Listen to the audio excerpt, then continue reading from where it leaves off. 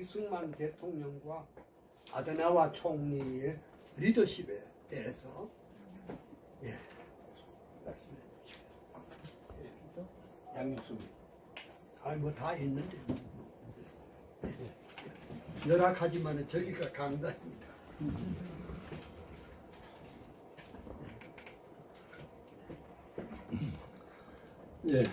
반갑습니다.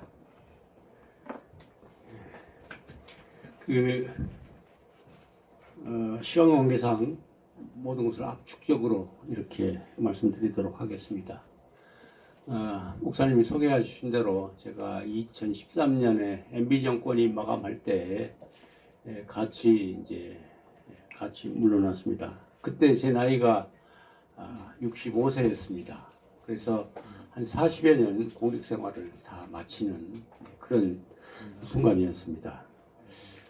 그런데 40년 공직 생활을 마치면서 생각나는 것이 우리 대한민국이 계속 발전을 해 가야 되는데, 지금까지 성과도 좋았지만은 앞으로도 계속 발전해 나가야 되는데, 그래도 뭔가 아쉽고 부족하고 걱정이 되는 것이 많았습니다. 그래서 제가 대한민국이 계속 발전하기 위해서는 뭘 우리가 생각하고 반성하고 성찰하고 각오를 해야 되는지 하는 고민을 나름대로 하면서 제가 필요한 역할은 공직은 아니지만 해야 되겠다는 생각을 가지고 우선 공부를 좀 더 해야 되겠다는 생각을 가지고 독일로 갔습니다. 독일은 제가 복관 생활을 할 때 법률 공부하러 가서 잠깐 유학 생활을 한 적이 있습니다만은, 이제는 그런 법률 공부가 아니라 사회 전반에 관한 공부를 좀 해서 우리가 좀 배우고 공부하다 할 나라가 독일이 아니겠는가 하는 결론을 내리고, 보다 구체적인 것을 좀 파악하기 위해서 독일로 갔습니다. 그래서 여러 가지 독일의 정치 제도라든지, 그 다음에 독일의 통일 정책과 독일의 통일이 빨리 이루어지는 과정이라든지, 복지 제도라든지, 뭐 사회 시스템 이런 것들을 나름대로 공부를 하고 돌아와서도 계속해서 공부를 했습니다. 그런데 독일에서 여러 가지 느꼈지만 제 결론은 독일이 오늘과 같은 사회 통합도 이루고 번영을 이루고 있는 것은 결국은 독일의 정치가 그것을 뒷받침했기 때문에 가능한 것이다, 이런 결론을 내렸고, 또 그 정치의 중심에는 독일의 정치가들, 특히 총리의 역할이 정말 혁혁했다, 이런 결론을 내렸습니다. 그때 메르켈 총리 때인데, 독일이 2차 대전 후에 패망하고 소독 정부가 성립되고 그 뒤에 독일이 통일되고 하는 과정을 거쳐서 그때까지 독일 총리가 불과 8명입니다. 8명인데 그 가운데 아데나워 총리의 경우에는 14년을 했고, 또 헬무트 콜 총리, 통일 당시의 총리인 헬무트 콜 총리는 16년, 또 메르켈 총리는 16년, 뭐 이렇게 장기 집권을 하면서 말하자면 독일을 단단한 튼튼한 모범국가로 만들어 놓은 데에는 독일 총리들의 역할이 있었다, 이런 결론을 내리고 독일의 총리들의 리더십이다.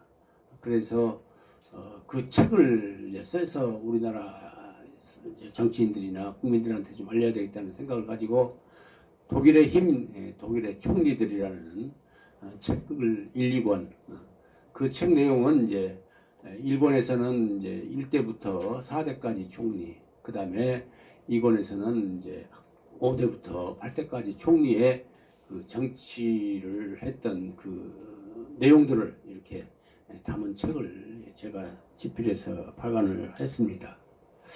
그런데 초대 총리인 아데나워 총리를 이렇게 자료를 모으고 공부하는 가운데 자꾸 내 마음속에 그 이승만 대통령이 이렇게 겹치면서 이렇게 마음속에 떠오르는 겁니다. 그래서 참 대한민국이 오늘과 같은 평화와 번영을 누리는 것은 이승만 대통령의 역할이, 또 이승만 대통령이 계셨기 때문에 오늘과 같은 평화와 번영을 이루고 있다 하는 결론이고, 독일도 마찬가지로 아데나워 총리라는 분이 계셨기 때문에 독일에 오늘과 같은 평화 번영이 있다. 뭐 이런 결론을 내리고, 그 아데나워 총리를 이렇게 집필을 하면서 그 내용 속에 이승만 대통령하고 비교하는 내용들을 이렇게 자꾸 같이 이렇게 병행해서 그 책에다가 썼습니다. 그런데 이제 한국에서 돌아와 가지고 또 이런 점들을 조금 소개하는 글도 쓰고 했는데 그 뒤에 이제 느닷없이 제가 이승만 대통령 기념관 건립하는 추진위원장을 맡게 돼가지고 그 일을 지금 하고 있는데, 참 이런 일들이 참 우연이 아니다. 먼저 내가 나는 이승만 대통령 기념관 건립에 대해서 생각해 본 적도 없었는데, 하여튼 이승만 대통령을 또 아데나워를 공부를 하면서 이승만 대통령을 생각하고 그에 관한 내용을 책으로 쓰고, 또 그 뒤에 이와 같은 그 위원장을 좀 맡아달라 하는 이제 당부를 받고 그 일을 맡아서 하고 있습니다만은, 어쨌든 그런 경위로 내가 이승만 대통령에 대해서 관심을 갖고 아데나워 총리하고 비교하는 그런 이제 생각을 갖게 됐다 하는 것을 말씀을 드리고요. 우선 이제 두 분을 간단히 한번 참고로 비교를 해보겠습니다. 두 분 다 건국의 아버지죠. 대한민국을 건국하는 아버지고, 아데나워 총리는 패망한 독일이 새롭게 출발하는 서독의 건국의 아버지죠. 헌법을 만들고 이승만 대통령을 만들고, 그런데 두 분은 공통점이 아주 이승만 대통령이 나이가 1875년생입니다. 75년생이고 아데나워 총리는 1876년생입니다. 두 분이 한 살 차이예요. 나이도 이렇게 거의 비슷한데, 한국 정부, 대한민국 정부가 설립된 것은 1948년이니까 이승만 대통령이 말하자면 우리 나이로 74세에 국가의 수반이 된 겁니다. 그리고 아데나워 총리도 서독 정부가 49년에 우리보다 1년 늦게 정부가 수립이 됐는데, 그때 이제 아데나워 총리도 74세입니다. 이와 같이 두 분이 이렇게 우연치 않게 똑같은 이렇게 집권 시의 나이도 있고, 그리고 지금도 74, 5세면은 적은 나이가 아닌데 그때 예전에야 얼마나, 지금 말로 하면 극노인이죠. 극노인인데, 극노인이라는 이야기는 한편으로는 아주 인생을 오래 살았기 때문에 풍부한 경험, 경륜을 가진 이런 분들이었다 하는 점에서도 두 분은 참 공통되는 그런 대목이고, 또 어떻게 보면은 이승만 대통령도 이제는 해방된 조국에서 그냥 편히 여생을 보내고 싶다 하는 생각을 아마 마음속에 일부에 있으셨을 거예요. 그렇지만은 그러나 대한민국의 건국된 대한민국의 발전을 위해서는 내가 역할을 해야지, 자기 권력 욕심이 아니라 대한민국을 위해서 어떤 일을 해야지 하는 그런 사명감 같은 것이 있었기 때문에 말하자면 온갖 고난 고초를 무릅쓰고 말하자면 적극적으로 정치에 참여하셨지 않겠느냐. 이와 같이 강력한 말하자면 권력 의지가 있었다 한다면은 아데나워 총리도 마찬가지죠. 내가 아니라도 후배들이 잘 할 수 있을 텐데 이런 생각을 하실 법한데도 불구하고 그래도 내가 아니면 안 되겠다 하는 그런 강력한 의지를 가지셨던 분 아닌가 이렇게 생각을 합니다. 이승만 대통령 여러분 아시다시피 그 이제 미국 유학이라든지 상해 임시정부 대통령이라든지 항일 독립운동이라든지 많은 경험을 쌓으면서 아마 모르기는 몰라도 20세기의 세계 정치 지도자 중에서 이승만 대통령처럼 요즘 말로 하면 스펙을 가진 분이 없어요. 한학에 능통을 했고 또 미국에서 서양 학문을 완전히 박사학위를 취득했을 뿐만 아니라 그 경험 경륜을 정신 저서라든지 재판 인사이드 아웃이라든지 뭐 이런 책들을 통해서 뭐 세계 어느 지도자도 그만큼 동서양을 섭렵을 하고 경험을 쌓고 한 지도자가 아마 없었을 겁니다. 이 대한민국 지도자가 조그마한 나라의 지도자가 아니라 한다면은 아마 20세기 최고의 지성 지도자였다. 뭐 이렇게 평가받을 만한 게 충분한 분인데 참 대한민국의 지도자였기 때문에 그와 같은 제대로 된 평가를 세계적으로는 받지를 못하고 있는 거 아닌가 싶은데 우리가 이승만 대통령의 진면목을 지금이라도 세계에 알려야 될 우리가 임무가 있다 이렇게 생각을 합니다. 그리고 이분들이 국가를 위한 권력 의지죠. 나라를 위한 권력 의지인데 권력 의지가 뭐 한 3, 4년 하고 정치를 그만두는 것이 아니라 이승만 대통령은 12년을 했고 또 아데나워 총리는 14년을 했어요. 14년을 했고 그리고 이승만 대통령은 항일 독립운동을 하면서 여러 가지 고초를 겪었고 아데나워 총리는 쾰른 시장을 한 12년을 했습니다. 그리고 또 나치에 항거하는 과정에서 쾰른 시장직에서 쫓겨나고 여튼 도피 생활 또 나치의 핍박을 받으면서 고초를 겪은 점도 여튼 이렇게 비슷합니다. 아데나워 총리에 대해서 좀 이야기를 하자면은 이제 49년에 헌법제정위원회 이제 위원장을 맡으셨어요.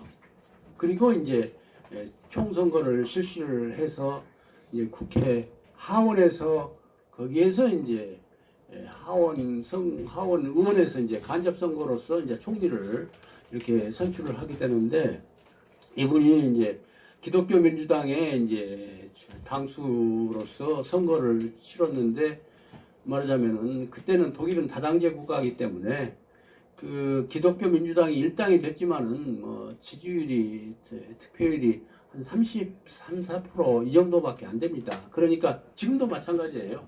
그래서 이제 다른 작은 당들하고 같이 연합을 해서 연립정부를 이렇게 하는 것이 독일 정치인데 그러면서 서로 대화하고 타협하고 하는 정치가 독일의 정치인데 그 이제 다른 이제 자민당이라는 당하고 서로 이제 연립을 해가지고 이제 총리를 선출을 하고 또 형식적이지만은 권한을 가진 대통령을 선출을 하고 이렇게 해야 되는 과정에서 자기 후배들을 전부 집으로 이제 초대를 해가지고 이 연립 내각을 어떻게 구성하고 하는 이제 틀을 짜는 모임을 가졌습니다. 그런데 아데나워 총리는 자기가 총리를 해서 나라를 좀 잘 좀 이끌어보고 싶은 그 의지도 있고 욕심도 있고 또 내가 아니면 안 된다 하는 그런 자신감도 있었는데 이게 후배 당 간부들이 보니까 노인네 치고 보면서 별로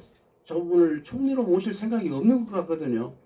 그러니까 불러서 뭐라고 하냐면은 그 대통령은 자민당 총수인 그 사람을 우리가 모시도록 하고 총리는 우리 당에서 당연히 나와야 되는데 내 친구 의사가 그러는데 내 건강이 좋아서 한 몇 년, 2, 3년 정도는 총리직을 수행하는데 아무 지장이 없다고 그런다. 그러면서 슬쩍이 이제 내가 총리를 한번 하고 싶다는 운을 떼는 거죠. 그러니까 그 후배 당 간부들이 저 노인네 큰 욕심은 없구나. 한 2, 3년 해봐야 또 한 텀인 4년 정도 하고 이제 물러나시겠지 이렇게 생각을 하고 그러면 하십시오. 이렇게 해서 총리로 이제 하원에서 선출이 됐습니다. 그리고 또 총리가 중간에 물러나면 하나 법률안 개정하는 것처럼 국회에서 다시 뽑으면 되니까 별 부담 없이 이분을 총리로 모셨는데 이분이 아까 말씀드린 바와 같이 14년을 하신 거예요. 14년을. 그런데 이분이 총리가 된 뒤에 그 경험 경륜과 노련함을 가지고 말하자면 워낙 잘하시기 때문에 아무도 국민들도 당원들도 당신 그만 뭐 이런 이야기가 나오지가 않았어요. 그러니까 아데나워 총리가 계셨기 때문에 독일이 라인강 기적을 통해서 말하자면 그 몇 년 만에 말하면 독일이 완전히 부흥하고 그 정상 국가로서 그 지위를 회복을 한 겁니다. 그건 완전히 아데나워 총리의 역할이었다 이렇게 생각합니다. 그런데 재밌는 것은 하원 의원에서 이제 총리를 선출하는 이제 선거를 하는데 이분이 상대방이 이제 누구냐면 3인당 총리인 슈마커라는 분이에요. 그분도 굉장히 인격적으로 훌륭하고 국민들의 존경을 받는 분입니다. 네. 그런데 표차가 한 표 차로 아데나워 총리가 됐어요. 한 표 차로. 자기도 자기를 찍었지 않겠어요. 자기 표로 총리가 된 거예요. 그런데 저는 이걸 보면서 뭐 개인도 운이 있고 뭐 회사도 사운이 있고 그런 것처럼 국가도 국운이 있지 않겠습니까? 그런데 정말 기가 막힌 국운이 있었다 이렇게 생각합니다. 만약 그때 아데나워 총리가 아닌 슈마커가 총리가 됐다면은 독일의 모습은 오늘과는 완전히 다를 것이다 생각을 합니다. 왜냐? 기본적으로 아데나워 총리와 슈마커 총리 사이에서는 기본적으로 정책적인 생각에서 완전히 차이가 납니다. 그 마치 우리나라로 좀 비교가 적합하는가 모르겠는데 이승만 대통령과 김구 선생, 아데나워 총리와 슈마커 이분하고 그것을 비슷하게 이렇게 우리가 생각해 볼 수 있을 것 같아요. 이승만 대통령은 기본적으로 자유민주주의 그리고 통일 군단 국가지만은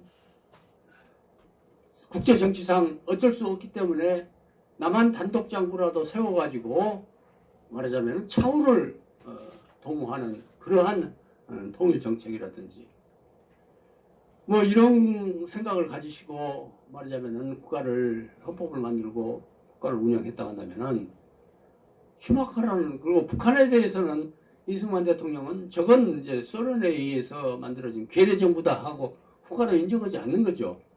괴뢰 정부이기 때문에 우리가 언젠가 저기는 이제 흡수해야 될 잠정적인 말하자면 괴뢰 집단이다 이렇게 보는 거죠.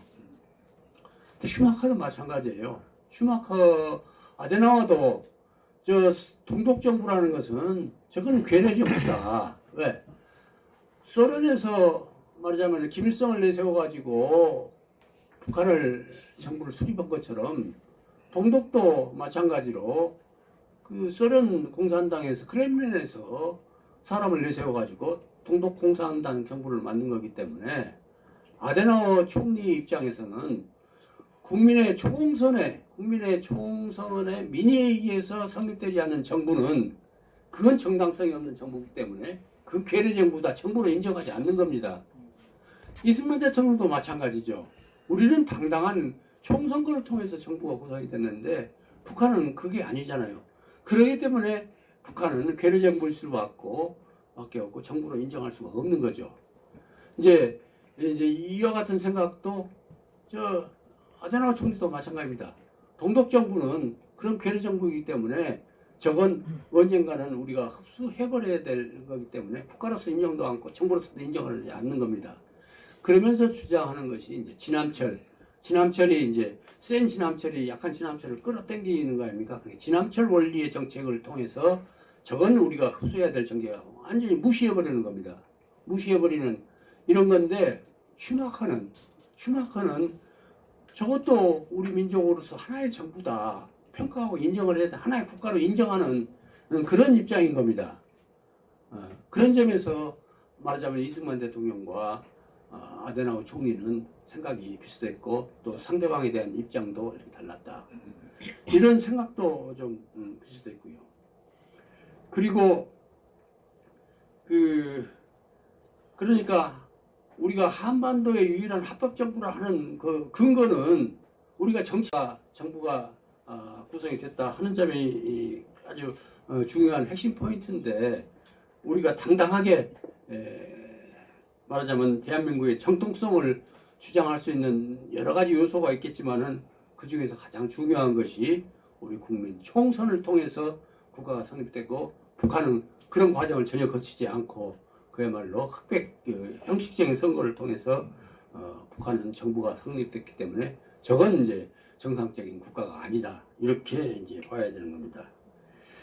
그와 같이 우리가 아데나워 총리의 경우에는 그렇기 때문에 외교 정책으로 할슈타인 독트린이라는 정책을 썼는데, 그건 뭐냐면은 동독 정부는 저게 정부가 아니니까, 국가가 아니니까 동독 정부하고 외교 관계를, 동독 정부를 국가로 인정을 하고 외교 관계를 맺는 나라하고는 서독은 외교 관계를 맺지 않는다 하는 것이 할슈타인 독트린이라는 그런 기본 정책이었습니다.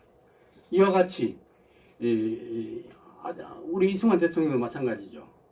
이와 같이 기본적인 정책 노선에서 이승만 대통령은 자유민주주의 시장경제, 그리고 정말 이승만 대통령의 위대한 점은 우리가 조선시대라는 것이 뭡니까? 뭐 이렇게 저렇게 미워하는 사람도 있지만은 그건 정말 국민을 억압하는 그런 체제였죠. 적서 반상의 차별이 적자냐 서자냐 양반이냐 상놈이냐 또 빈부격차가 지배했던 것이 아까 목사님 기도하실 때처럼 그와 같은 비참한, 말하자면 80~90%가 사실상 노예에 다름없는 그런 생활을 했던 것이 우리 민족의 모습이었거든요. 그리고 전부 농민들도 소작농이었지, 지주는 뭐 10% 뭐 이런 세상을 살고 있던 세상을 말하자면은 이승만 대통령이 일제 치하를 거쳐서 새로 나라가 건국하면서 이런 적서 반상의 차별이라든지 빈부격차 없는 평등한 모든 인간이 똑같은 가치를 가진 세상을 만드는 결정적인 역할을 한 분이 역시 이승만 대통령 아닙니까? 그리고 48년에 바로 여성 투표권을 인정을 했거든요. 여성 투표권이라는 것이 너무도 지금 당연하기 때문에 이렇게 가볍게 생각하는데, 그야말로 서구 사회에서도 여성에 대해서 투표권이 인정되는 과정은 피나는 투쟁의 역사를 거쳐서 여성 투표권이 인정이 된 겁니다. 그리고 심지어 스위스 같은 나라는 1970년대에 여성 투표권이 인정이 됐어요. 그런데 우리같이 조선시대를 거치고 일제강점을 거치고 여성의 지위가 그렇게 열악했던 때에 여성 투표권을 인정하는 이런 과감한 이런 발상을 했던 것, 그리고 의무교육, 문맹률이 80~90%될 때에 의무교육을 통해서 말하자면 전 국민을 전부 글을 읽을 수 있게 하고 국가 예산의 상당 부분을 그 어려운 상황에서 의무교육을 시키고 해서 오늘날 국가 발전에 토대를 이루었던 것도 교육이 될 텐데 그런 의무교육을 했다든지, 그리고 농지개혁이야말로 참 신의 한 수였죠. 신의 한 수였죠. 아까 말씀드린 바와 같이 이게 70~80%, 80~90%가 소작용으로서 농노나 다름없죠. 농노나 다름없는 이런 시대에 어쨌든 그런 소작농들을 지주로 만들어 가지고 당당한 시민으로서 국민으로서 자긍심을 가지고 살아갈 수 있도록 땅의 소유권을 인정해서 이렇게 제도를 바꾼다는 농지개혁. 북한도 물론 농지개혁을 했죠. 그러나 거기는 무상몰수, 무상으로 뽑아가지고 뺏어가지고 사실상 나라 거죠. 그걸 이제 분배했을 뿐이지 정당한 소유권을 인정한 것도 아니잖아요. 그러나 우리는 어쨌든 민주주의적인 원칙에 따라서 유상으로 취득을 해가지고 유상으로 분배하는 이런 이제 농지 계획을 했는데, 만약 농지 계획이 말하자면은 6.25 전에 제대로 틀이 안 잡혔다 한다면은 아마 6.25 전쟁 때 아마 많은 국민들이 공산권 침략 공산 세력에 아마 동조해서 우리는 아마 패망했을 겁니다. 결국은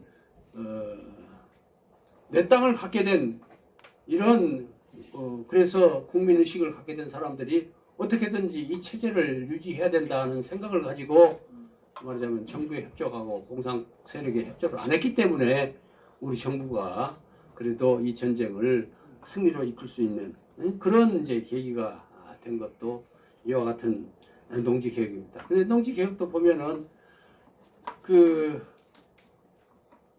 1950년 6월에 이제 6.25 전쟁이 탔는데 말하자면 그 몇 달 전에 이미 농지 개혁은 완료는 안 됐어요. 완료는 안 됐지만은 다 준비 과정에서 사실상 이 농지 소표가 작성이 돼가지고 이 땅은 내가 앞으로 이제 취득할 땅이다, 갖게 될 땅이다 하는 것이 전부 이제 농민들한테 알려졌어요.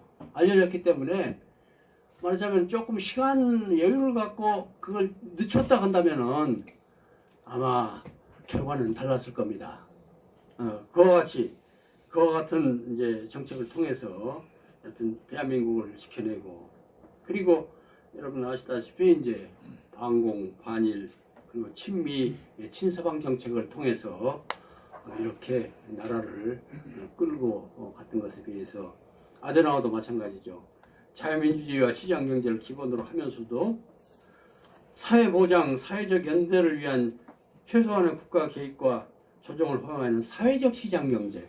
사회적 시장경제는 것은 결국은 복지정책이 가미된 이제 자유시장경제인데, 지금 우리나라 정책이라는 것도 결국은 사회적 시장경제입니다. 세계 모든 나라들이 완전한 자유시장경제가 아니라 복지정책을 가미하지 않고는 말하자면 완전히 각자 국민들한테 맡겨놓는 것은 현실적으로 그렇게 해결이 안 되는 거 아닙니까? 그래서 복지정책이 가미돼야 되는데, 결국은 아데나워 총리의 기본 정책도 이승만 대통령의 농지 개혁이라든지 그리고 의무교육이라든지 이런 걸 통한 점에서 보면은 이승만 대통령도 완전한 자유시장 경제보다는 사회적이라는 것은 이건 우리가 생각하는 공산주의적인 사회시가 아니고 그야말로 자유와 평등이 함께 조화를 이루는 그와 같은 이제 체제를 이야기를 하는 겁니다.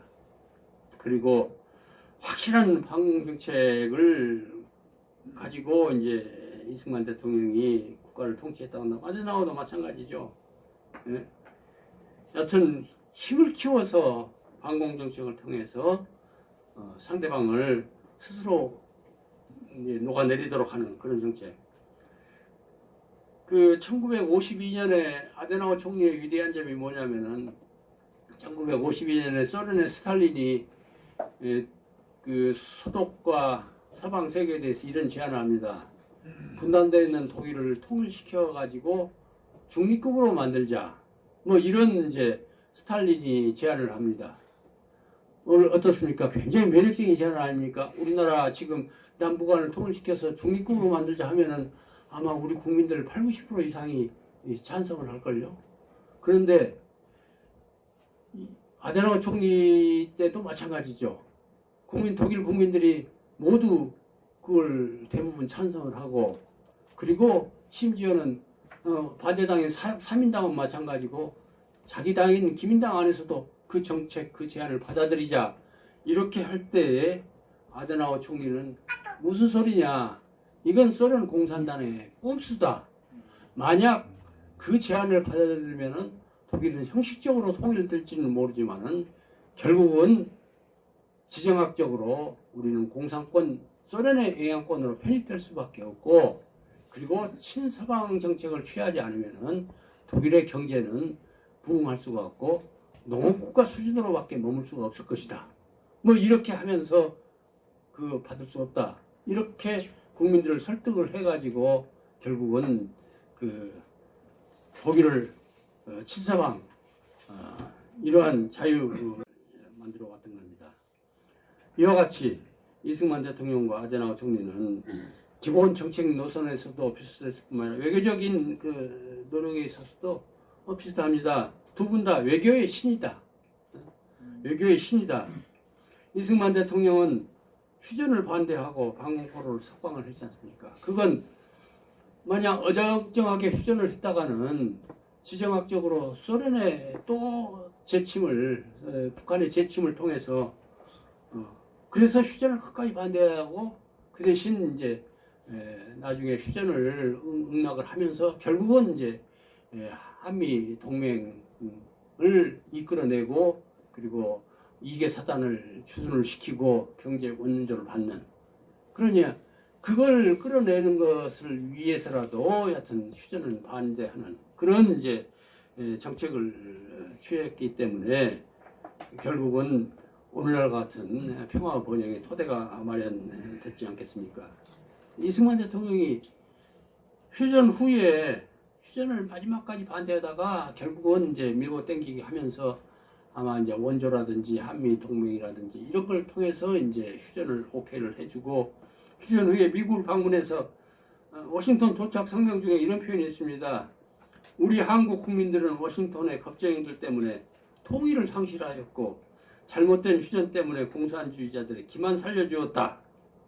이렇게 당당하게 말하자면은 그 미국을 향해서도 이런 발언을 할 정도로 이와 같은 강단이 있고 그렇게 해야 미국을 움직일 수 있다고 판단한 거죠. 왜냐하면은 그분이 국제 정치학을 전공을 했고 미국 생활을 하면서 미국 정치의 그 생태를 정확하게 이해를 했기 때문에 이와 같은 자세를 취할 수 있었던 거 아니겠습니까? 그래서 어쨌든 그러한 노력을 통해서 한미 상호 방위 조약을 체결하고 이계 사단을 휴전시키고 군사 원조와 경제 협조를 이뤄냈다. 아데나워도 마찬가지죠. 독일은 서독은 점거 국가네요. 그렇기 때문에 포츠담 회담에서 그 연합군에 승리한 연합군에서 독일의 경우에는 저놈들이 좀 힘이 세지면 엉뚱하게 전쟁을 일으키니까 1차 대전, 2차 대전 다 일으켰잖아요. 그러니까 힘이 세지면은 저 엉뚱한 짓을 하기 때문에 어떻게든지 독일은 힘을 좀 빼야 된다 생각을 해서 결국은 독일을 농업국가 수준으로 농업국가로 남을 수 있도록 이렇게 하는 기본 조약을 포츠담 협약을 체결했습니다. 그래가지고 전쟁 물자를 생산할 수 있는 중공업 그건 전부 공장 폐쇄 그리고 해군력 같은 것도 갖지 못하게 해서 일정 이상 톤수의 선박은 제조 못하도록 하고 여하튼 완전히 농국가 수단으로 만들도록 이렇게 되어 있었어요. 네? 그리고 서독 정부는 수립이 됐지만은 아직 그 외교권이 없었어요.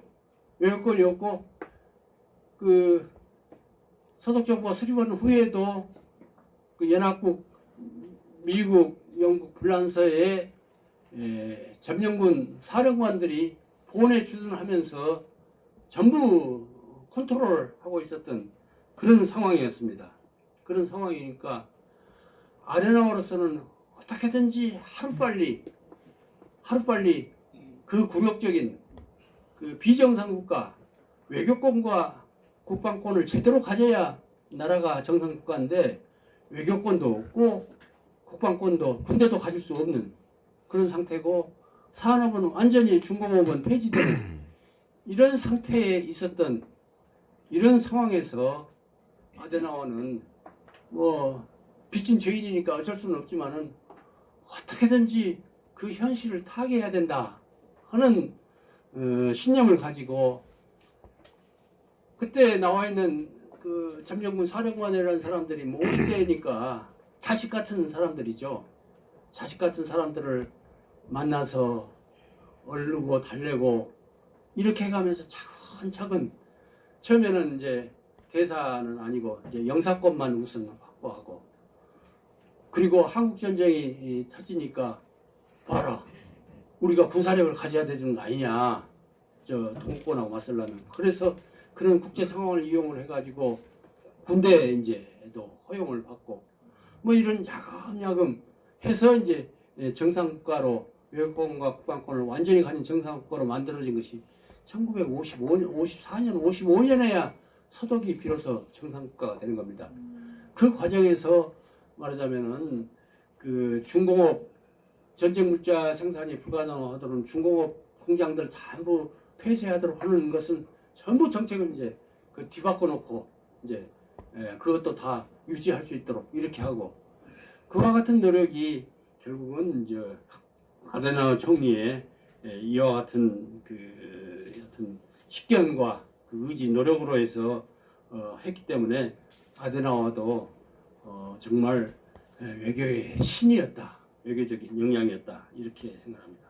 그리고 아데나우 이승만 대통령은 또 그 국가 초기에 고민이 이 점이 있었죠. 이 친일파 문제를 어떻게 다룰 것이냐 하는 문제가 고민이 있었고, 아데나우 총리도 나치에 부역했던 사람들을 이 어떻게 할 것이냐, 이거 고민이 똑같이 있었습니다. 그런데 이승만 대통령은 이승만 대통령을 친일파라고 하는 그런 이제 참 말도 안 되는 평가를 하는 사람들이 있는데, 그건 이제 이승만 대통령이 말하자면 참 허업을 반해서 새로 나라를 출발해야 하는 상황에서 기술자라든지 관료라든지 또는 경찰이라든지 또 공산주의에 맞서서 또 이렇게 싸워야 되는 상황에서 그런 전문적 기술가들을 말하자면 활용할 수밖에 없기 때문에, 말하자면 근본적인 책임 있는 사람은 아니고 웬만한 사람들은 포용을 해서 국가 발전에 활용하자 하는 것이 이승만 대통령 생각이었지, 이승만 대통령은 철저한 그 반일, 나라를 위해서 그건 지혜롭게 다루었던 문제 아니겠습니까? 아데나우 총리도 마찬가지예요. 나치에 부역했던 사람들은 말하자면 그 중에서 많은 사람들은 관용을 베풀어 가지고 국가 발전에 또 국가 통합에 활용을 해야지, 그걸 일일이 단죄해 가지고 다 책임을 물어 가지고는 안 된다, 이런 생각을 가지고 말하자면 자기의 총리실장, 비서실장을 그 한스 립케라고 그루케라고 하는 나치에 조금 부역을 했던 그런 학자를 총리로 비서실장으로 써가지고 그 사람을 통해서 말하자면 굉장한 도움을 받아가지고 독일을 서독을 부흥시키는데 큰 도움이 됐습니다.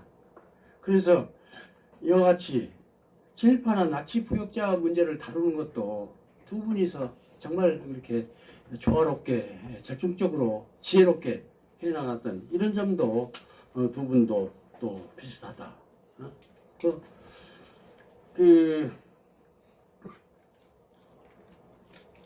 그러면서도 이승만 대통령은 이제 철저하게 반공주의자로 반공포로를 석방하고, 또 아데나우 총리도 아까 말씀드린 외교정책이 할슈타인 덕트린이라고 해가지고 외교관계를 맺지 않는다고 그랬잖아요. 동독을 국가로 인정하는 나라고. 근데 소련이 동독을 만들어가지고 동독을 조정하는 국가이기 때문에 외교관계를 맺고 있는 거예요. 소련하고도 외교관계를 안 맺었어요. 그랬는데 이게 국가를 운영하려면은 현실적으로 소련하고 관계를 정상화하지 않으면은, 외교관계를 맺지 않으면은 안 되겠다 하는 판단을 하고, 그 기본에는 뭐가 있냐면은 1955년, 그러니까 전쟁이 끝나고 10년이 지났지만은 소련에서 아직 그 독일 포로로서 소련의 체제하고 독일로 귀환하지 못한 그런 포로들이 한 10,000명이 있었어요. 근데 어떻게든지 그 사람들을 참 데려와야 되지 않겠습니까? 그러기 위해서는 소련하고 여튼 외교적으로 대화하고 타협을 안 할 수밖에 없기 때문에 여튼 소련하고 외교관계를 맺을 생각을 하고 아데나우 총리가 이제 소련을 방문을 해서 외교관계를 맺고 10,000명의 포로를 기차에다 태워가지고 서독으로 돌아옵니다. 근데 사진이 여기 있는데 아데나워 총리가 두 손을 붙잡고 아데나워 총리한테 이렇게 고맙다는 인사를 드리는, 그러니까 자기 자식이 10년 만에 독일 포로에서 소련 포로에서 풀려나가지고 돌아오는 이런 감격적인 장면을 연출을 합니다. 여하튼 이와 같이 이 외교적인 노력을 해서 말하자면은 그런데 재밌는 것은 두 분이 14년, 12년 집권을 했는데 집권 말기에 조금 흠이 되는 집권 말기에 일종의 실정이죠. 이승만 대통령은 3.15 부정선거에 직접 연루된 바는 없습니다. 아마 밑에 사람들이 아마 이기붕 부통령을 이제 대통령이 나중에 유고시에 했기 때문에 그렇지, 이승만 대통령 때문에 부정선거를 했던 것은 아니고 이기붕 때문에 부정선거를 했고, 또 실제로 이승만 대통령은 그런 사실을 정확히 몰랐던 것 같아요. 그건 뭐 객관적인 사실인데, 그러나 어쨌든 책임이 없다 할 수가 없죠. 그래서 후계 문제로 인해서 민심이 이탈하고 4.19 혁명이 일어났던 이런 이제 좀 어려움을 겪었는데, 아데나워 총리도 이게 이제 나이가 80대 중반으로 가니까 조금은 뭔가 좀 기민성이 좀 떨어집니다. 떨어져가지고 1961년에 소련이 베를린 장벽을 건설을 했지 않습니까? 그때 대응을 적절하게 빨리빨리 못했어요. 그래서 국민들로부터도 저분 이제 좀 촉이 갔다 뭐 이런 하고 또 좀 지루해졌죠. 국민들도 피로감도 좀 생기고 하기 때문에 국민들 입장에서는 이제 그만 좀 하셨으면 하는 이런 요구가 있었는데, 이어른이 그래도 아직도 욕심이 있어가지고 그때 이제 후계자가 에르하르트 이제 2대 총리를 한 분인데, 에르하르트 아직은 어려. 그리고 외교에 조금은 좀 아직은 경험이 부족해. 뭐 이런 이유로 자꾸 이렇게 후계 계승을 미뤘는데, 그때 이제 열정부를 같이 구성하던 자민당이 여하튼 이건 그만하십시오. 이제 그만 안 하면 우리 연정에서 탈퇴를 하겠습니다. 이렇게 이제 협박을 하다시피 해가지고 이제 아데나워 총리도 이제 물러났습니다. 물러났는데 집권 말기 실정에도 좀 비슷한 점도 여하튼 있었다. 그리고 그래서 나는 이걸 이제 아까 말씀드린 것 같이 이 두 분을 비교를 하면서 생각하니까 이 두 분이 마치 모든 생각이나 정책이나 뭐 이런 것들이 정말 비슷해가지고 두 분이 전화로 계속 상의를 하면서 영감 이건 어떻게 하지? 나는 이런 생각인데 마치 그렇게 했던 것처럼 자꾸 그런 생각이 날 정도로. 그러나 그것은 이승만 대통령은 이제 독실한 개신교, 그리고 아데나워 총리는 이제 천주교지만은 아주 독실한 천주교, 이렇게 이제 기독교적인 이제 기본적인 바탕이 있었고 경험이 있었기 때문에 이제 그리고 그런 관계 때문에 뭐 생각이 이제 같지 않았겠느냐 이렇게 생각인데, 하여튼 대한민국이나 독일이나 이와 같은 분들이 계셨기 때문에 오늘의 평화 번영이 있다, 뭐 이런 생각을 합니다. 그런데 지금 이승만 대통령에 대한, 그리고 아데나워 총리에 대한 대한민국과 독일에서 차이는, 평가는 어떻습니까? 이승만 대통령은 이제 여기 계시는 분처럼 또 많은 분들처럼 이렇게 높이 숭앙하는 평가도 있지만은, 그러나 국민의 뭐 절반 내지는 그 이상 정도는 모르거나 아주 부정적인 평가를 하는 극심한 평가 차이를 보이고 있습니다. 아데나워 총리는 어떻습니까? 그 마지막에 이제 일종의 실정이 있었다고 그랬잖아요. 그럼에도 불구하고 독일 사람들한테 아데나워 총리는 2003년도에 독일의 공영방송에서 역대 가장 위대한 독일인을 이렇게 여론조사를 했는데 그 1위가 아데나워 총리입니다. 3위가 마르틴 루터입니다. 베토벤, 그런 사람들은 신메리. 여하튼 독일 역사에 있어서 가장 위대한 독일 사람들이 존경하는 사람이 아데나워 총리입니다. 아, 대한민국과 독일은 이 점에서 이렇게 차이가 나나, 이런 생각을 합니다. 그래서 정말 이승만 대통령을 제자리에 모셔야 되는 것이 우리가 해야 될 도리다 생각을 하고 지금 이제 기념관 건립을 위해서 노력을 하고 있는데, 저는 그걸 맡을 때 아주 쉬울 줄 알았습니다. 돈을 모아야 되잖아요. 돈을 모아야 되는데 쉬울 줄 알았는데 제 생각은 단순했어요. 우리 국민 5천만인데 적어도 이승만 대통령을 알고 존중하고 해서 기념관 건립하는데 돈만 원씩이라도 낼 수 있는 사람이 20%가 한다면 1,000만 명 아닙니까? 1,000만 명이 10,000만 원씩 내면은 1,000억이 그걸로 끝나요. 1,000억이면 아주 좋은. 그 다음에 이승만 대통령 우리 기독교에서 어쨌든 관심을 갖는 또 이런 대통령이시기 때문에 우리 기독교인들 한 800만 명 이렇게 된다고 하면은 그 800만 명 또 1,000만 명 이렇게 겹치겠죠. 그 다음에 북한이 싫다고 남쪽으로 넘어온 저 이북 오도민들, 실향민들 한 800만 명 됩니다. 이렇게 다 겹치는 거지만은 그러나 적어도 20%의 1,000만 명이 그래도 관심을 갖고 이렇게 만 원씩만 하면은 해결이 될 것이다. 저 대기업 손 벌리지 않고 그냥 멋지게 할 수 있을 것이다. 이렇게 생각을 했는데 막상 해보니까 아니에요. 제가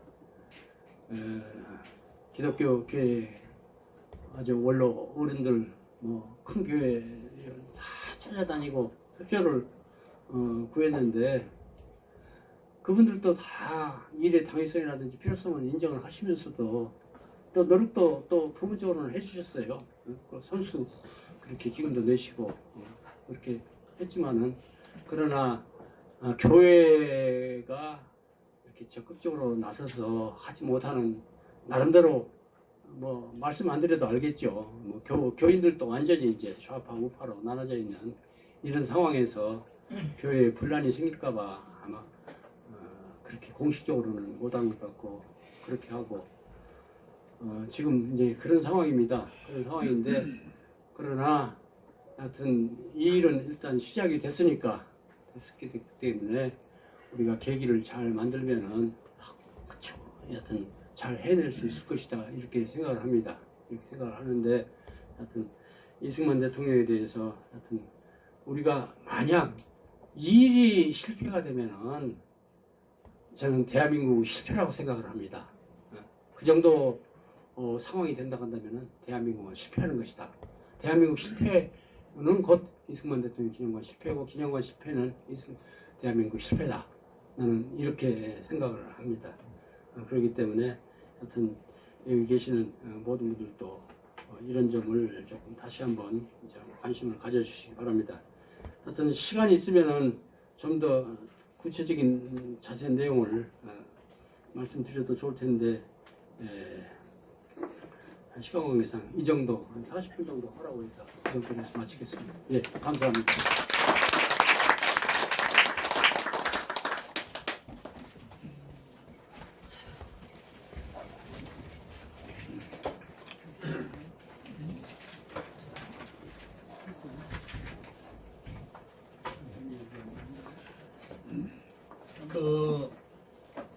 우리 연구원이 40년 동안 이제 이런 모임을 가졌는데 오늘 김황식 총리님의 강연이 가장 명쾌하고 확실한 그런 강연 너무나 감사드립니다. 그리고 이제 사실 저는 오늘 총리님의 강연 가운데 아데나와